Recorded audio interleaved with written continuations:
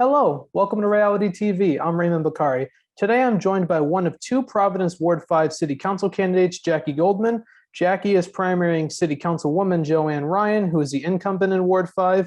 The ward contains the neighborhoods of Elmhurst, Manton, and Mount Pleasant. Jackie, how are you today?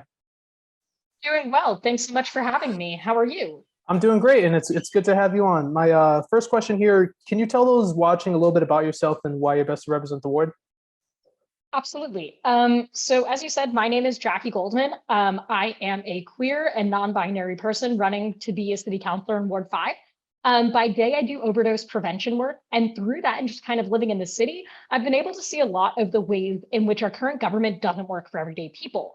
And so I think that it's time to have some leadership that's really going to work for everyday people as opposed to really working just to help corporate lobbyists and PACs and some of the most wealthy in the neighborhood. I also have a background doing AmeriCorps work. I spent 2 terms doing that, which really helped me see the scope of a lot of the problems facing people throughout the US and how often these small Band-Aid solutions are really meant to tackle large systemic problems. And so even though I'm relatively young, I feel like I've had a lot of experience that's shown me the ways in which we can create systems that are compassionate and take care of people as opposed to relying on nonprofits and things like that.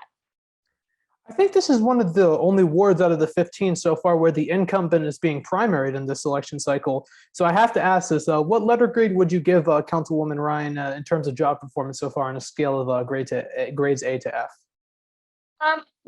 I don't necessarily want to do that because I think there are some things that she's effective for. Like, for example, I know that certain people in Elmhurst find that she is pretty good at getting back to them with complaints like snow removal and trash pickup. And I know that she does host monthly community meetings, though I know some folks have had issues getting to those. And so also it's not just sort of an absolute thing, right? Like obviously I am primarying her because I don't think that she has done a good job representing everyday people. But there are other folks who do feel well represented by her. And so I don't think that's something that can get just an abject letter grade. Are there any added pressures since you're running against an incumbent? For sure. One thing is that she has a very robust funding apparatus, and I am coming much for the small grassroots kind of campaign. And so, my average donor is giving, $30 or $40 as opposed to 100 or multi-$100 checks. And so that's definitely something. There's also the fact that she does have name recognition. She's been a 2-term incumbent, and so I've been working really hard to get out to the doors and talk to people and make sure that they know who I am and that they have an option for representation. Starting to look at some of your policy proposals, one of them is creating more affordable housing. How would you go about accomplishing this as a city councilor? So I think that there's a bunch of different ways that we can go about this. I think one thing is looking at policies like or creating more like inclusionary zoning. So that we can create more housing density. There are also a ton of programs sort of at the federal level that the city and state are not taking advantage of. So for example, there have been hundreds of millions of dollars that have been passed down every single year by the state and city governments that come in the form of reimbursements after using 3% and 9% tax credits. And so I think we should actually be using those tax credits for things that will then result in getting the federal reimbursements to make the affordable housing cheaper and make it something that's buildable and getting reimbursed for. I also think that as we're building housing, we can't just give out tons and tons of subsidies to folks who are building luxury developments that are pricing out people in the neighborhood. Like right here, Mount Pleasant and in Elmhurst, there's this developer called Strive that's been greenlit by this Providence City Council. And what they've been doing is buying up a ton of property, kicking out residents and jacking up the prices in ways that people who've been living in the neighborhood for, years, if not generations, can't afford it anymore.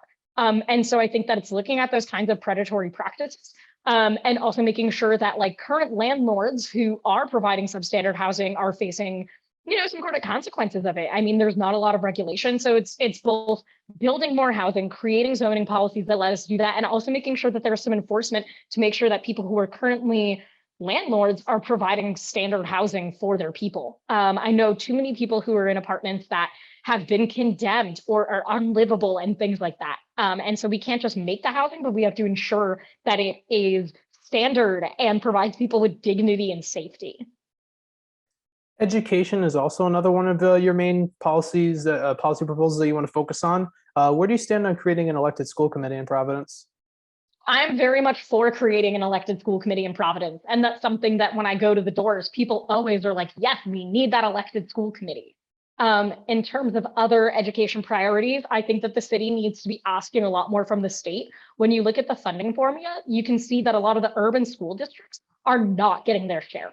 So I'd like to see us like actually talk to the state and tell the state that we need those resources, because I don't see that kind of advocacy happening from the council perspective. I'd also like to see some pushback on the state takeover, though I do recognize that the city council's role in that is quite limited. And then the other thing that I want to see is making sure that funding is going to public schools and not just the public charters.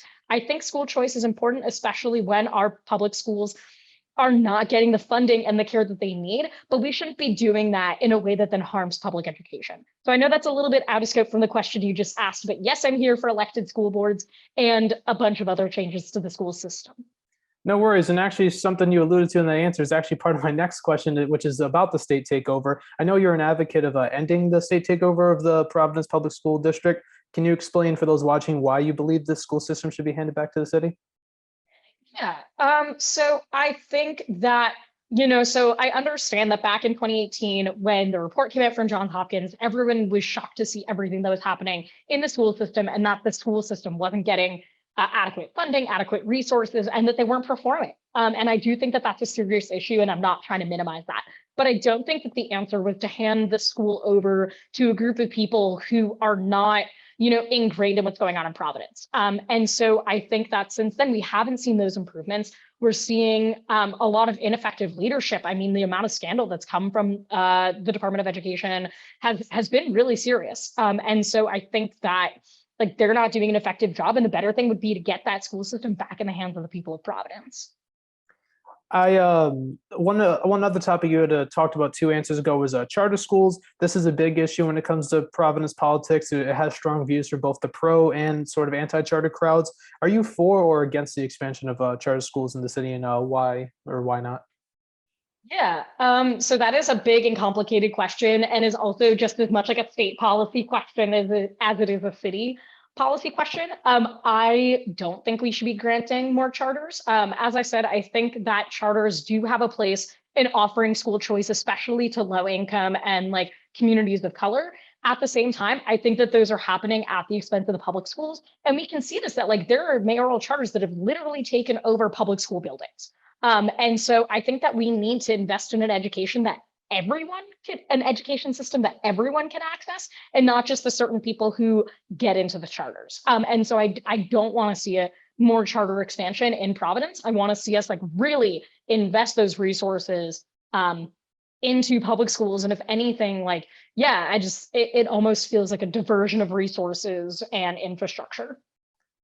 Fixing the streets is another priority of yours that doesn't get talked about as much. It was a heavily discussed topic in the special election that actually happened in my ward over here in Ward 15 this past summer. The sidewalks and streets in the city are often cracked and sometimes not even clean. In your opinion, how could this issue be solved? Yeah. So what I have noticed, because I've walked just a tremendous part of Ward 5, is that you have sub blocks that are perfectly paved. And those happen to be in the higher income areas. And then you look at the street that I live on, and we don't have a sidewalk. We don't have any traffic calming, and they're massive potholes. And so when I go door to door, this is one of the things that people bring up all the time. Not just because it's an inconvenience, but also if you think about it, it's a major issue for accessibility and equity. Talking to folks who get around using wheelchairs, and they can't because there are no curb cuts, there aren't sidewalks. So I think that we need to go through the city, figure out the areas that have had the most complaints, help people use 311 to make sure that all of those potholes are logged, and start going by the streets in terms of the most disrepair to, and like make sure that those get attention first. I also think even though crack sealing is kind of only a temporary measure and there's some consequences to it, I do think that we should be doing much more of that, because what that can do is prevent, all out degradation. And in streets that are sort of not in as bad shape, those streets can benefit from tax ceiling, which would then keep the longevity of the road much longer. I also think that there's a lot of the parts of the city that need sidewalks to begin with. As I said, like in Mount Pleasant, there are so many streets and neighborhoods that don't have sidewalks or have it for a second and then lose it. And this is an area with a lot of families and a lot of kids. And so this presents a major safety issue for them. I talk to folks all the time who are like, I want to let my kids play outside, but I'm scared they're going to get hit by cars. So I think we need to be doing a lot of evaluations to figure out where are the areas that are missing those things. And I think that a lot of these evaluations exist. Like there's great work from like Providence Street Coalition. And I think that like 311 gets a lot of data, and we can prioritize building and fixing infrastructure based on sort of like most need to least need. Another issue you might hear often when you knock on doors is the city's pension system. It's one of the big issues heading into 2022. There are a variety of issues being proposed on how to fix it. However, it's not like one silver bullet could solve the issue. For example, one solution that's being floated around is a proposed $500 million pension obligation bond. It's going to be on the ballot for voters to essentially give their stance on it June 7th. In your opinion, what could be done to fix the city's pension system? Yeah, so that is once again a really big question, as you said, with a lot of answers. I think that the ballot measure is a good start. And I was really happy to see that. And I think that that will play a really big role in helping fill that hole. I also think there's a lot of missed opportunities for city revenue, especially from some of the extremely wealthy private schools that exist in the city.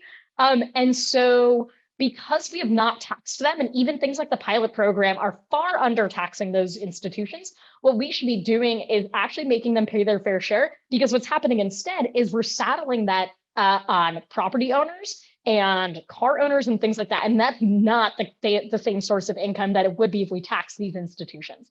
And so I would want to look at that and see if there's vehicles to be able to get them to pay into the city, because that is revenue that's being lost. And so that's definitely something that I would want to do as well, in addition to the ballot measure to bring that like $500 million into the city to hold that, to fix the hole. Shifting to what would the city council look like if you're elected in January 2023, there are a few committees on the city council. You have finance, planning, ordinances, claims and pending suits, public works, the list goes on. Do you have any specific committees in mind if you're elected that you'd want to be on? All of them are super exciting, right? And there's definitely pros and cons to be on all of them. And I've been thinking a lot about this. I have a lot of ideas for ordinances that I'd love to do. So I think that sitting on that would be really exciting. I also think there's a lot of opportunities for planning. And I think that because that goes in line with so many of my priorities, that's also something I'd be really interested in sitting on. If you are elected, one of the first votes you would be doing as a city councilor is voting for a new council president, because for those watching, Council President Igliozzi is term limited. This is sort of like the first election cycle where those are actually taking into effect. And I know everybody I've asked so far, they haven't really had an answer for this that are running. But just, I mean, to be fair, I got to ask everybody, is there a specific city councilor in mind that you would like to see as council president in January 2023? So similar to everyone else you've talked to, I'm going to give the cop-out answer of, I don't know yet. I think there's a lot that's going to happen between now and then. But I do think that, something I can say for certain is I'm going to be looking for someone who has the same ideas as I do. Even if we don't agree on everything, I want to see leadership who's going to prioritize everyday working class and low income people. And I want to see someone who's not just been part of the status quo. And so I don't have an answer yet, but I can certainly think of the qualities that I care about when thinking about new leadership. Is there anybody currently on this, without names, but do you think there's at least one person on the city council currently that matches that description? Absolutely. And the mayoral election is also currently happening as your election is. There will be a new mayor of Providence in January 2023 too. I'm not sure if it's going to be a similar answer to the council president one, but is there anybody running for mayor right now that you plan to throw your support behind? There's definitely some folks that I know that I'm leaning away from, and some folks that I'm leaning toward. But once again, I kind of want to see how some things shake out. But yeah, I think it's still an evolving situation. Do you have a timetable for when you'd make a decision, since the primaries in September? At the primaries in September, I'd figure by early summer, probably. Yeah. Shifting to the non-political topics, my final question is one that I ask everyone on the show to keep tradition, and that is, in your opinion, what do you think Rhode Island is best known for? So unfortunately, I still feel like when you talk about Rhode Island, people are still like, wait, where is that? But I think that it takes a lot. It's known for being the little state, right? But it's a little state that packs a big punch. And that's something that I've loved about it. I'm 5 foot tall, so I think that I can identify with that part of Rhode Island. Another thing that I think we're known for is our amount of coastline. So one of my favorite facts about it is like that the state gets what, like 5% bigger at low tide. So I think that that's something it's known for. And then, the classics of like the little food staples that I don't think exist in other places. So like, the coffee milk and the pizza strips and the doughboys and all that stuff. And all that stuff that I've really come to love as I've, really considered this place home. I think you're the first person on the show so far to say coffee milk. I'm surprised that it took 50 something episodes. That is true. We are known for coffee milk. You go We to are known for coffee milk. I will say that I lived in one other place that's had coffee milk. When I went to college at the University of Wisconsin, they had a really big agricultural department and like made their own dairy on campus, and they did have coffee milk, and that was my first time trying it. But I think that like the autocrat coffee syrup, that you can get at the grocery store, I think that that is a Rhode Island staple. Oh, absolutely. And there's been times where I've gone out of state and I'm like, do you have coffee milk? I forgot who it was. Somebody joked about this one time, a relative of mine. He said one time they gave him like coffee and then they gave him chocolate milk and he was so confused by it. It's true though. It's a Rhode Island icon, just like Dove's Lemonade and all that. Well, Jackie, I want to thank you so much for coming on the show. It's been an absolute pleasure of mine to have you on. Yeah, and thank you so much for having me. It's been really great to talk about these things with you. Absolutely, anytime. And thank you for watching this episode of Ray-ality TV. If you want to see the future episodes as soon as they're posted on this channel, please click both the subscribe button and post notification bell icon to the right of it down below. I'm Raymond Bakari, and I'll see you on the next episode.